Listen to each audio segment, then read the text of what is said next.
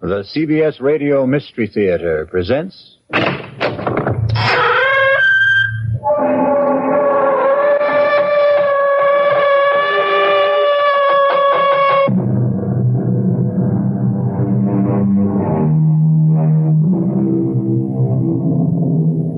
in.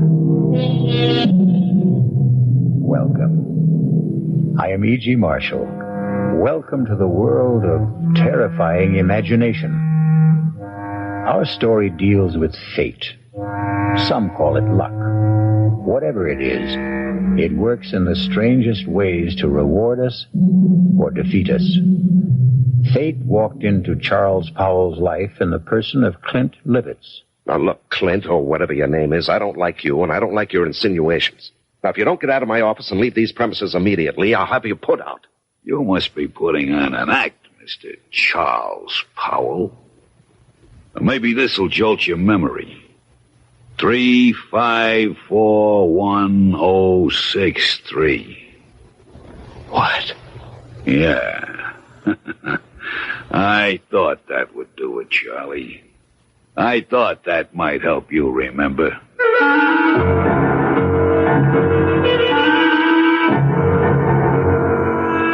Our mystery drama, No Hiding Place, was written especially for the Mystery Theater by Sidney Sloan and stars Larry Haines.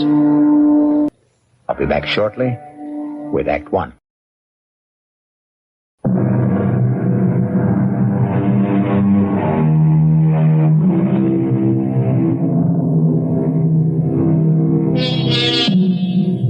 Everything looked right to Charles Powell that crisp September morning when he walked into his executive office at the J.P. McCready Company.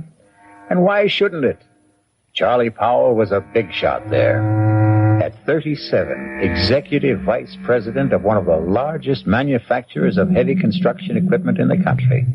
And he had done it all in less than 12 years.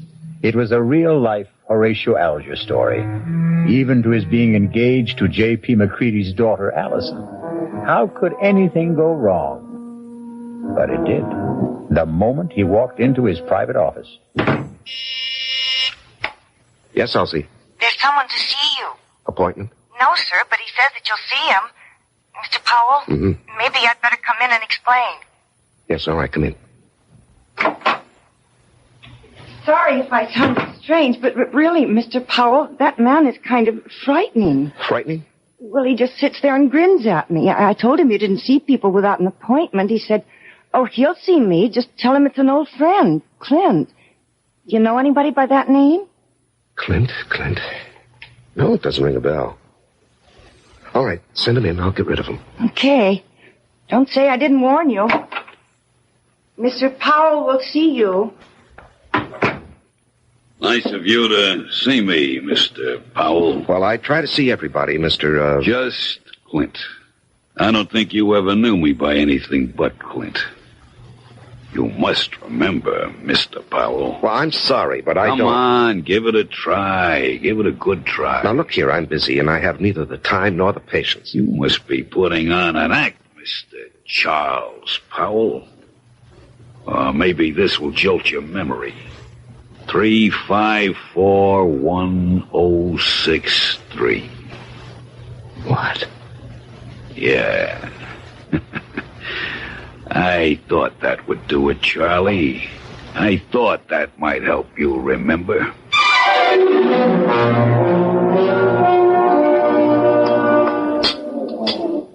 Charles?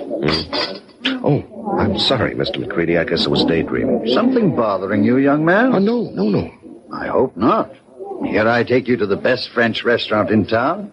You pick at your food, gaze into space, send your dinner away hardly touched. Oh, did I send all that good food back without eating it? You did? I particularly wanted to see you alone, Charles, because I have a little news for you. News?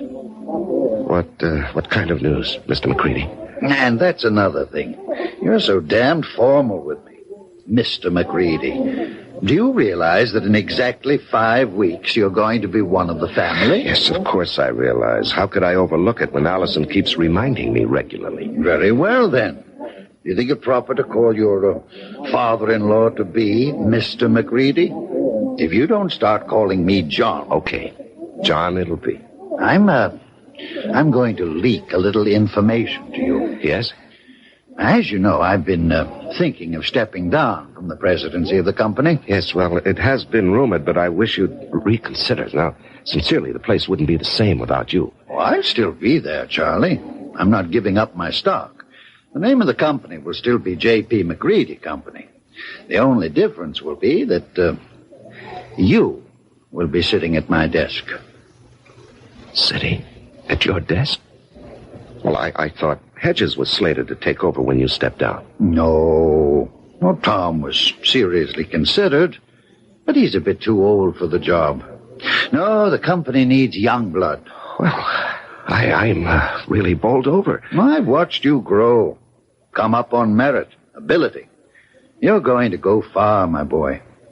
Of course, the board will have to vote on your appointment, but that, as the saying goes, is in the bag. Well, there's something you've omitted, John. You haven't asked me if I wanted the job. Is it necessary to ask? I remember another lunch with you several years ago. We got talking about ambitions, and you said that you would never be satisfied with second best. It had to be the top job, or you'd move on. Yes. But that was before this morning. Hmm? What? Nothing. Just mumbling. I'd like to know how you feel about it, Charles. Well, even to be considered for the position is an honor, Mr. John. And your answer? Let me think it over. I must think it over.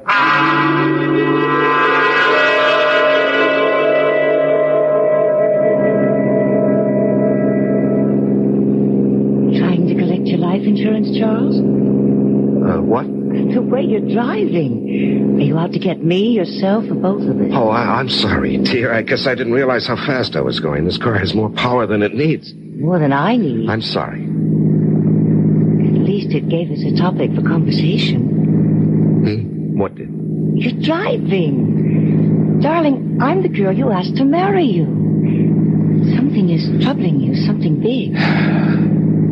Allison, did your father tell you what he's planning? Dad never tells me anything. I have an idea he thinks of me as a bird brain. He wants me to take over the presidency of the company. That's marvelous.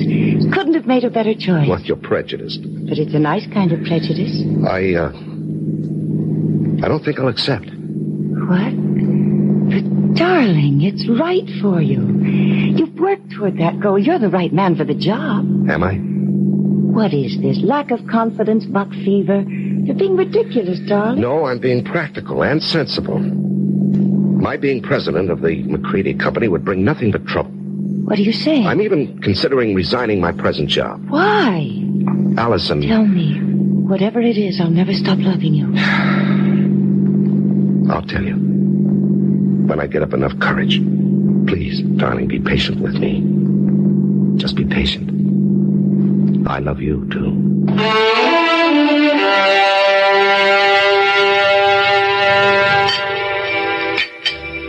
So you finally got here. Thought you were going to forget our appointment. You didn't really think that, Clint. No, I knew you'd come. You wouldn't dare not to come. Sit. You got it with you? Yes, I've got it. In small bills. 5s, 10s, as specified. Let's have it. Here. And a pretty manila envelope, too. Nice and neat. Thanks. Now, look, I don't know how much longer I can do this. You'll do it as long as I say. And if I run out of money? You'll just have to scrounge around and find more. Well, I'm thinking of quitting my job. You wouldn't want to do that, Charlie. Well, suppose it gets too much for me and I say, go ahead, spill what you know. No, you wouldn't do that. You're going to marry a very rich girl. A couple of extra yards ain't going to change your manner of living. Even a couple extra grand. How long are you going to suck my blood? I don't like the way you put that, Charlie. I'd rather you'd think of it like it was sort of, sharing the wealth. You got the bread. I got nothing. This way, we both got something. I got a nice living, and you got your freedom.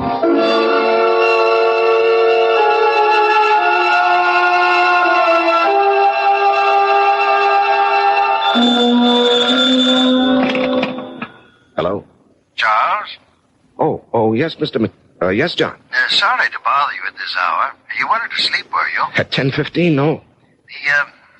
The reason I'm calling... Yes. Is something bothering you, my boy?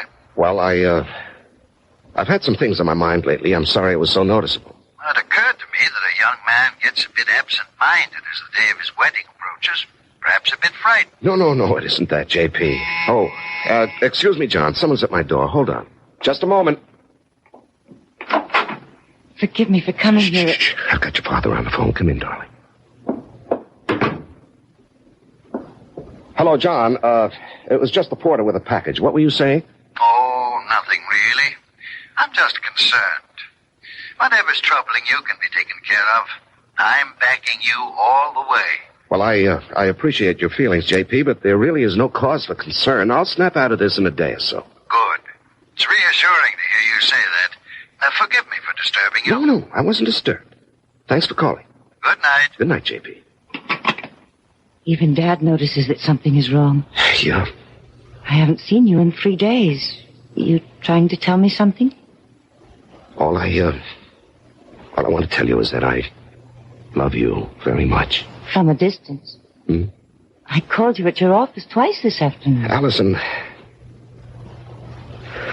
I can't keep this from you. I thought I could, but every day, every hour, it grows bigger. Until now, it feels as though it's going to engulf me. And you, our life, everything that has meaning for me. Darling. No, hear me out. And then if you want to go out that door quietly, I won't say anything more, and you can forget that you've ever known me. Loved you? Are you trying to say you don't want to marry me? That you stopped loving me? Darling, it's because I love you that I'm going to tell you. I considered keeping the whole matter from you, writing out the trouble and probably overcoming it. Darling, how little you know me. No matter what the trouble is, I want to be with you. If you want me. Allison, I'm a fraud. What? I'm not Charles Powell. It's a name I assumed to hide my real identity. Want me to go on? Yes, darling. Go on. At the age of 22, I was charged and convicted of murder and sent to San Quentin for life. I was innocent. Evidence, circumstantial evidence. Court-appointed attorney who didn't know what to do or didn't care. A weak effort to appeal, which was refused, and there I was, at 22, in prison for life. Chance of a parole only after serving 20 years. I'd be old, all my young life confined in prison. So, when I had a chance to get out... You escaped. And ran for 2 years.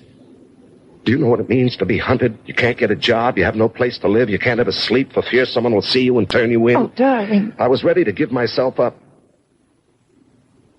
When I suddenly discovered that it wasn't necessary to run any longer. I picked up a 2-week-old newspaper and read a report of my death. What? Yes, a man had been burned to death in a flophouse fire.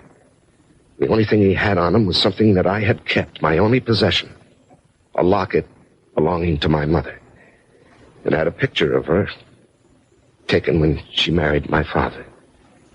And it had been stolen from me as I lay asleep in a freight car. I guess the thief thought it was gold. It was just cheap gold plate. And the man was identified as you? My mother and father's names were inscribed on the back. The man was so badly burned that the locket was the only thing that could possibly identify him. And after 2 years of hunting, the authorities were glad to close the file. On Robert Hagen. Robert Hagen? Sounds so strange. The name doesn't fit you. Oh, it sounds strange to me, too, now. Darling, I'm innocent. I never did it. It was all a mistake. I don't doubt that for an instant, dearest. I only wish you'd never told me. I had to tell you. You see, someone knows who I am. He's blackmailing me.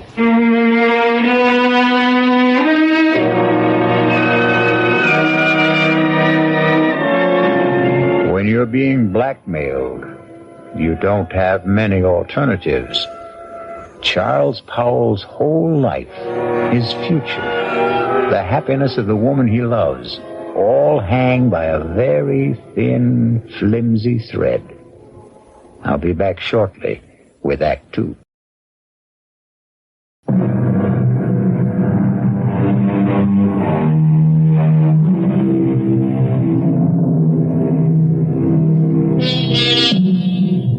When Charles Powell chose to give in to his blackmailer, he didn't envision the trouble that was building up for him. Just keep paying and I'll keep my mouth shut, his blackmailer assured him. But then something happened that threatened to destroy Charles' fragile security. Yes, Elsie? Mr. Hamill is here to see you. George Hamill? Well, we're not playing tennis until tomorrow. I know that, Charlie. I've got something else to talk about. Business. Business? Yours or mine? Mine. But it concerns you. Okay, come in, George. Sorry to barge in on you. I know you're busy. Well, I'm never too busy to see George Hamill, rising young district attorney and next governor of the state. Your humor creaks, Charlie. Seriously, I've got something that sort of disturbs me. Oh? What does? Well, last night in a bar over on the west side, a man was bashed over the head with a bottle. He's in serious condition. Well, what has that got to do with me? Well, the man who did the bashing, an ex-con by the name of Clinton Livitz, Yes? he's asking for you. Says you'll go as bail. Now, what I want to know is, how does a guy like you get mixed up with a Joe like that? Now, George, what did you think? That he and I were buddies or something? I didn't know what to think. Well, I do know the man. He applied for a job with the company a week or so ago. The foreman who interviewed him discovered he was an ex-con, and he refused to hire him. It was brought to my attention when one of the societies that helps ex-cons called me. So you got him a job in the plant? No, I couldn't. I mean, I wouldn't go over the head of the foreman, but I did see him, and I handed him a couple of dollars. Couple of dollars? You know how much money he had on him when we brought him in? $276. Oh, well, maybe he got lucky at the races with the money I gave him. How much was it? Oh, gee, I don't remember. 15, 20. I just took it out of my pocket and handed it to him. It was a way of easing my conscience. I felt bad about the way our foreman had treated him. Well, take my word for it. This Clint Livitz is a bad customer. Stay away from him. Uh-huh. What will become of him? Well, he'll go back to the pen where he belongs. What's the bail set at? $5,000. You're not seriously considering putting it up, are you? No, I was just asking. Because if you are, that's the last you'll see of your money. And for that matter, Mr. Livitz, he'll jump bail. Please, George, I'm a big boy now, and I think I can make my own decisions. Well, who would have thought it? Charles Powell Bleeding Heart. Now, look, we've been friends for over 5 years. When you were running for DA, I backed you with substantial contributions. I like you. You're my friend. Now, let's not kick that all out because of some stupid disagreement. No. Let's not kick it out. I'm sorry, Charlie. But I just can't understand what your connection with that ex-con is.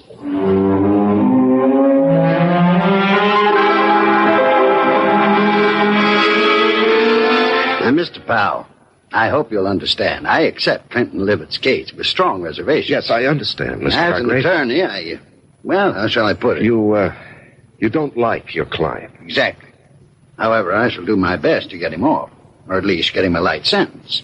I'm extremely pessimistic about Mr. Livitz even showing up for trial. Yes. George Hamill also said he expected that Livitz would jump his bail. And you would forfeit $5,000. Yes, I know. Now, that doesn't disturb you? No, I don't believe he'll run. I see. You want to speak with him? He's been released. He's waiting in the other office. Not particularly. He says he wants to see you. Oh. Well, in that case, yes, I'll see him. Send Mr. Livitz in. I'll leave you alone. If you need me, I'll be in the other office.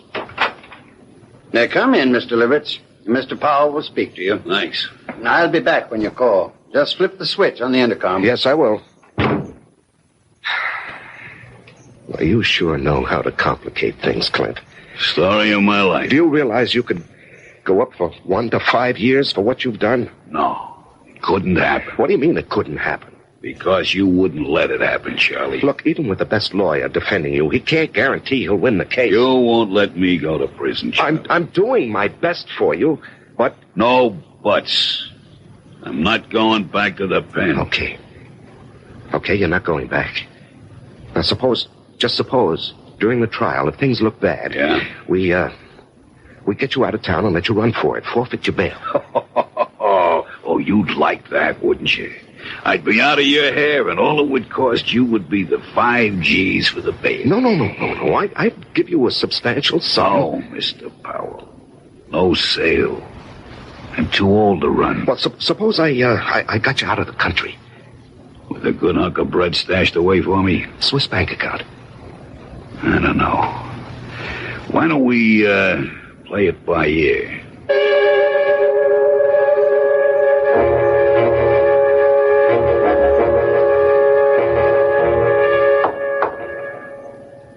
Come in. You, wanted to see me, J.P.? Yes. Can you spare a minute? Yeah, sure. I've heard it on the grapevine that you were... How shall I put it? That you were aiding some ex-convict in trouble with the police. That true? Yes, it's true, John, and I think I know what kind of grapes grow on that grapevine. All right. Now, George Hammond. Oh, that damn busybody. Why can't he stick to his job and... Now, George is a friend. He tells me that the man you're, protecting is a rather reprehensible character. Will you let me explain? It's just a matter of policy, my helping this man. Policy? Well, yes, you did ask me a few days ago to consider taking over the job of running this company. You're going to accept? Well, I was going to tell you today. Wonderful. Wonderful news. Allison will be delighted. I know she's been worried about your seeming reluctance. Oh, no, not reluctant any longer. In fact, I've got all sorts of ideas about what I want to do. This business of giving a hand to ex-convicts is just one of them. Do you realize what this would mean in publicity for the company? To take an interest in the rehabilitation of men who would otherwise be lost, a burden to the taxpayer? I'm going to hire a PR man. We're going to be the big corporation with a heart, J.P.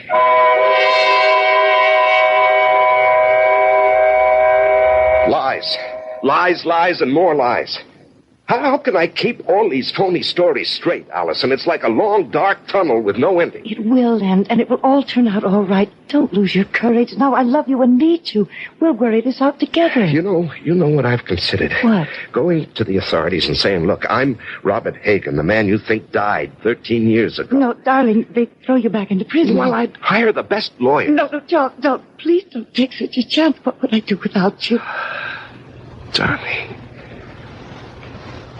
Darling, I don't know how much longer I can stand this pressure. I've got to do something to free myself. Why not give him a lot of money and ask him to go away? Promise to stay away forever. In Hargrave's office, I suggested that he jump bail and get out of the country. What did he say? Well, when I mentioned a big sum, I didn't exactly say how much, a Swiss bank account. He was interested. Did he say he would accept? Well, we were interrupted, and he didn't say definitely. Offer him anything. Just get him to go. Well, how would I get a large sum of money together? I have some small investments, a fair bank account, but what he might want would be beyond me. You forget you're marrying a very rich girl. Oh, no, I wouldn't think of that. Don't give me that male ego business. I've got money. That was nice enough to give me a big hunk when I was 21. Now, look, Allison. With all my earthly goods, I thee endow. We're not married yet. You're not going to back out now, not after I've endowed you with all my earthly... Or is it worldly goods? You are the nuttiest woman I've ever known. See, I've got you laughing. Darling, all our troubles are going to evaporate, vanish. No. It won't work, Allison. It'll never work. But you said... No. Clint Livitz will never stick to any bargain.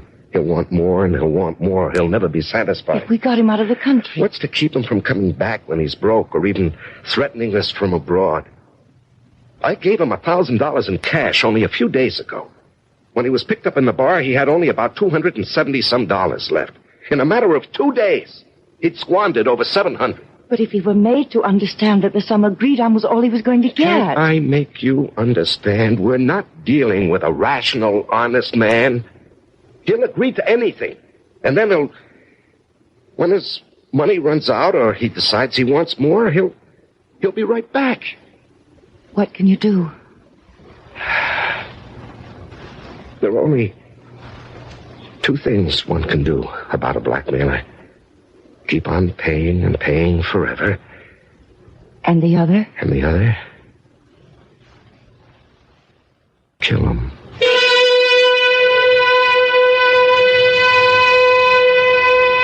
Just two ways to deal with a blackmailer. Charles now must face his conscience. The thought that has been in the hidden recesses of his mind has been spoken aloud. We will be back shortly with Act 3.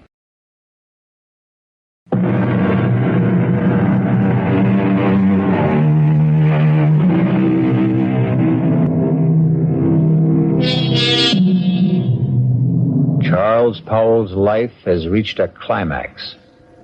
He must make a decision to rid himself forever of his blackmailer. And perhaps that very decision will destroy his life and the life of the woman he loves.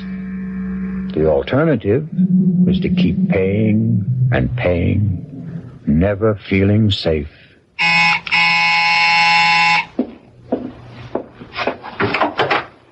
Oh, Allison, I was, You were expecting him, weren't you? Yes. I gathered as much when I called you at the office this afternoon. Aren't you going to ask me in? Yeah, come in. You were so evasive. Well, he, wanted to see me this evening. He, wants more money. And you're going to give it to him? Well, I haven't many choices, have I? You mentioned one. No, Allison, I'm sorry I let that slip out. I didn't mean it. I couldn't go through with that if I wanted to. I could. What? Honey, you don't know what you're saying. I know very well what I'm saying. How long do you think you can keep this business hidden? Well, I don't know. Maybe forever. Look, he's not a young man. All those years in prison, the kind of life he's led. How many years do you think he has left? He could die tomorrow. He could do something tomorrow that would expose the whole game, and then where would we be? No, Charles, I love you. I want us to marry and live a good, peaceful life. How can we with all that hanging over us? Oh, Allison, darling, you don't really know what you're suggesting. Look, maybe if we could get him to leave the country. You said there were only two ways to deal with a blackmailer. To keep paying? No, to murder him is unthinkable. George Hamill asked me to stop by at his office this afternoon. Why? He's not stupid. The story you gave my father about helping ex-convicts as a public relations stunt didn't wash with him. He wanted to know what I know. Well, he was just fishing. The best way would be to make it look like an accident. Allison, we... Hear me out. A car accident. How? If I cracked up with Clint in the car, I might be the one who gets it. And what guarantee do we have that he would die? No, you can't be in the same car. If he were in another car and you were following him, and if you raced ahead of him and cut him off and forced him to crash off the road. Oh, if. It's too iffy. It's so impossible. It's so dreamlike. It was a dream. Last night I dreamt you were in a car with me. We saw Clint up ahead of us. I said, there's Clint ahead of us. Cut him off and make him crash. Faster. We've nearly caught him. Now we're alongside him. Push him over. Cut in front of him. Then I woke up. I was calling out. I was afraid someone had hurt me. Oh, my darling. It was all so real. Oh, that's Clint now. Honey, you go out the back door. I'll phone you later. I'm going to stay and meet him. No. I'm staying. I've got something to say to him. He won't like your being here. Well, it sure took long enough.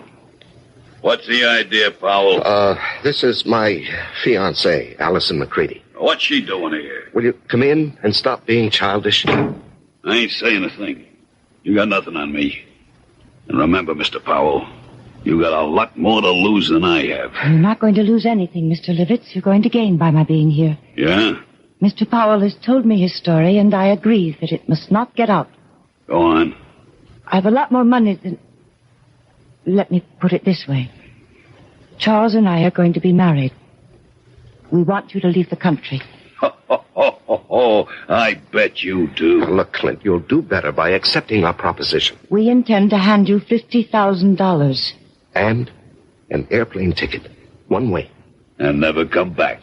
And never come back. Well, I always wanted to travel, but... What? 50 G's, just chicken feed. Well, that's all there is. Not enough. I'm thinking around $250,000. Out of the question. I'm not going to bargain with you.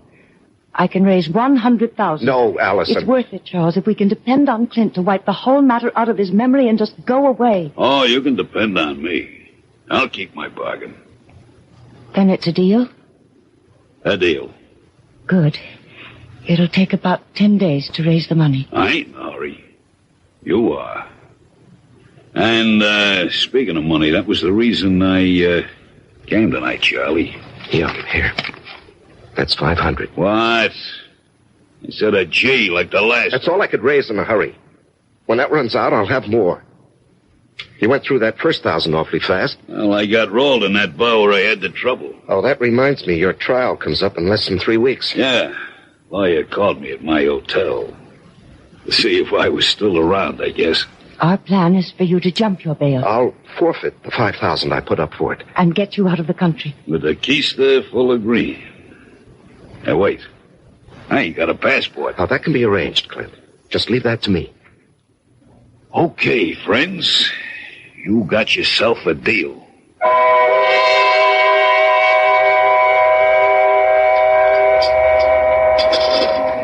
Say, Charlie. You're going to put this meal on your expense account, I hope. Too rich for your blood, George? Too rich for my pocketbook. That's JP's favorite French restaurant. Oh, yeah. Nice to have wealthy, high-paid executives for friends. I'm a simple man. I like simple things. And I like simple answers. Meaning? How long are you going to cling to that cockamamie story about your helping ex-cons rehabilitate themselves? Well, it's the McCoy, George. That guy got something on you, Charles? Pardon, monsieur, the telephone for you. Oh, yes, thank you. Where is it? It is here, monsieur. I will plug it in for you. Thank you. Just like the movies. Yeah. Hello? Charles, Oh, yes, Allison. I know George Hamill's with you, else he told me you were lunching with him. Listen to what I'm going to say, but don't let on to George. Yes, dear. Allison says hello, and to remind you that in 2.5 weeks, she wants to see you at the church promptly at 11. I'll try to remember. Okay. He's all set, darling. Now, what's so important? It's got to be tonight. I'll have the house all to myself. Why is the color scheme so important? The housekeeper and her husband are going into town to see their 15-year-old son in the high school play. Well, I don't see that that's such a problem. Choose whatever color will make the bridesmaids happy. Rent a car and let Clint take it to drive out and be here promptly at 9. Do not come together. You come out in your own car, but first report it broken down. Have it picked up tomorrow morning. You'll bring it back after it's all over. Understand? We did not see each other. You couldn't get here because your car was out of order. Oh, yes, I follow, dear. I follow. I'm not sure I agree. I have a .22 target pistol. I know how to use it. Yes, I know you have to ask him to come, dear, but then what do we do with the unwelcome guest? There's a spot about 100 yards behind the house. We get him out there in a wheelbarrow. There's a hole, an old cesspool. We drop him in. Quicklime. Gardener's got several bags. But, suppose the gardener wants to supply some flowers He's for been it. gone over a year, fired. We didn't hire one after that. As soon as it's all over, we'll take the rental car and dump it over the edge of the road near town. You know that bad place where there's no shoulder on the road and only a flimsy guardrail? Mm-hmm. Yes, I know. We dump the car there. Let it smash up. If it catches fire, so much the better. Then you take me back to the house and rush back to the city. Report the rental car stolen. You've been in your apartment all evening. Understand? Yes, the color scheme suits me fine, dear. You sure have it all planned. No baubles, no slip-ups. All planned. Yes, I'll be in my office till late tonight, 9 at least, if you want to reach me. Good. That was for George's ears, wasn't it? Yes, that's correct, Allison. Now look, I have a report to get out. If you've completed your instructions, I'll get back to my lunch with George. Goodbye, dear. Wow. And that's only the beginning, Charlie. Wait till she gets you signed on the dotted line.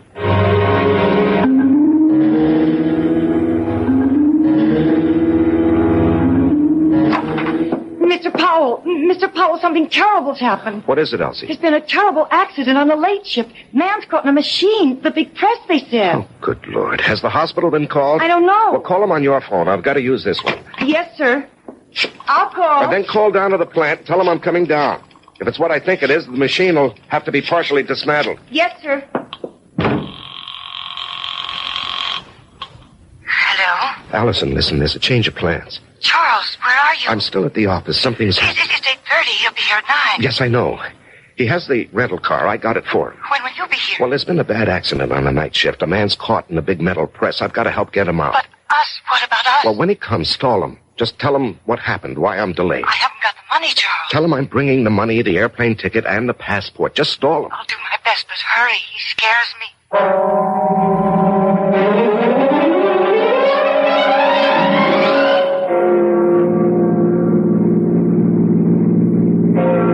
10 o'clock, an hour late. I hope he's still there.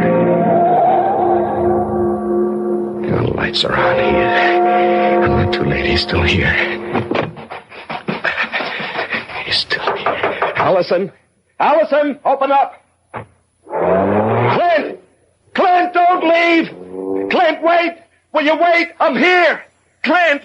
Clint! I gotta stop him. I gotta catch him.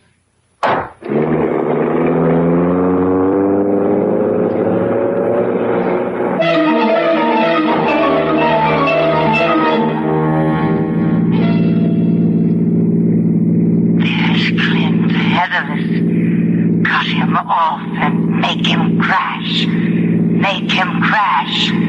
Cut him off. Faster. We've nearly got him. You're alongside him. Clint, will you stop? I'll run you off the road. Force him over. Force him over. You've got him off. You've done it. Crashed and burning. Let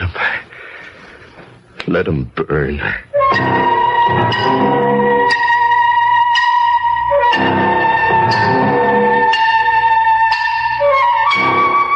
Hello, is this Arrow Car Rental Service? Well, I rented a car from you people this morning. No, there's nothing wrong with the car. I just want to report it stolen.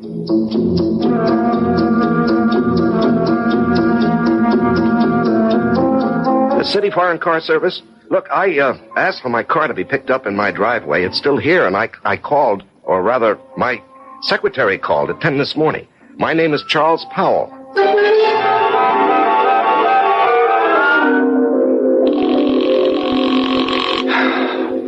Come on. Will you answer the phone?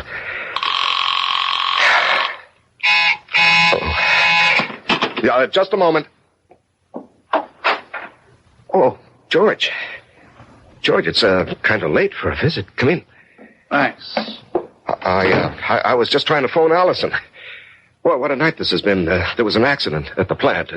Peterson. I hope they don't have to amputate. I heard. Yes, and then when I got outside, I had a date with Allison. The car that I had rented this morning was missing. It was stolen. What happened to that great, big, powerful foreign job of yours? Oh, it wouldn't start this morning. Had Elsie call the service people, but they haven't picked it up yet. I just called them. They have a night answering service. You've had a busy evening. Yeah, very. Well, I think I can clear up one of your puzzles, Charlie. Your rental car was found with a thief in it. You, caught him? Dead. Burned to a cinder. Oh. Must have been going at a terrific speed. Tire marks on the road as he went off. Cracked up and burned. Yeah. Some kid? No. This may surprise you. It's your protege, Clint Livitz. We found enough of him to identify him. And a slightly burnt, but still usable bankroll of sizable proportions. Well, that, closes his case, doesn't it? And opens up several others. Incidentally, Where were you all evening? Home. After I got back from the plant. You didn't go out? Well, I told you my rental car got stolen. I came home by cab to change my clothes. The big car is out of commission. I won't play games with you, Charlie. I checked it in the driveway just before I came up. The engine is still quite warm. You want to explain that? No, I don't want to explain. Charlie, I'm arresting you for murder. I must warn you that what... George, what are you talking about? Are you accusing me of Clint Livett's death? No, that was obviously an accident. I'm holding you for the murder of Allison McCready, the girl you were going to marry.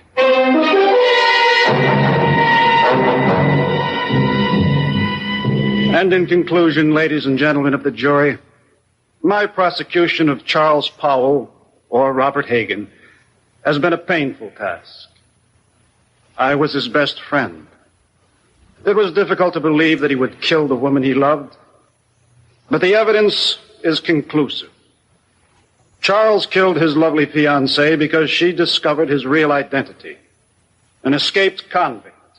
A killer sentenced to life for another murder. The testimony of the housekeeper, Mrs. Francis, cannot be doubted. She did not leave the house as he thought. She saw him run from the house, jump into his car, and race away. And then she discovered the body of Allison McCready shot through the head.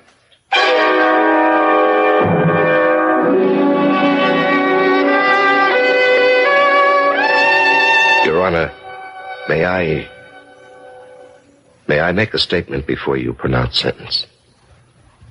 I did not kill Allison. I loved her. To say anything more in my defense is useless and unnecessary. Allison is dead. All I ask is that I be given the chance to follow her. Swiftly. And efficiently.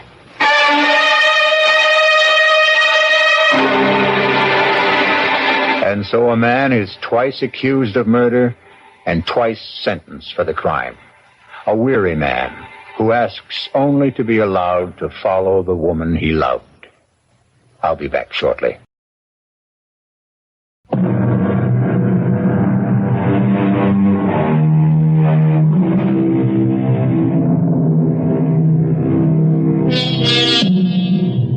And there we have it. Charles Powell's joust with fate. What difference did it make that he knew that Clint had murdered Allison? They didn't believe him, and he was too weary to try to make them believe. Our cast included Larry Haines, Ann Meacham, Jackson Beck, Sidney Walker, and Tom Keena. The entire production was under the direction of Himan Brown. Now, a preview of our next tale. I don't understand it. Tub's bone dry, ma'am. Hasn't been used. Now, not tonight, anyway. His clothes. Howard's clothes. He'd empty his suitcases and put his clothes in the closet. His suitcases, too. Just ladies' clothes. Yours, ma'am? Yes. Hey, look, this dream you had. It was no dream. Okay, so maybe you imagined... I didn't imagine anything. Do you imagine a husband? Do you imagine a month-long honeymoon? Do you imagine a man in a chair with a knife in his chest? This is E.G. Marshall inviting you to return to our Mystery Theater for another adventure in the macabre. Until next time, pleasant dreams.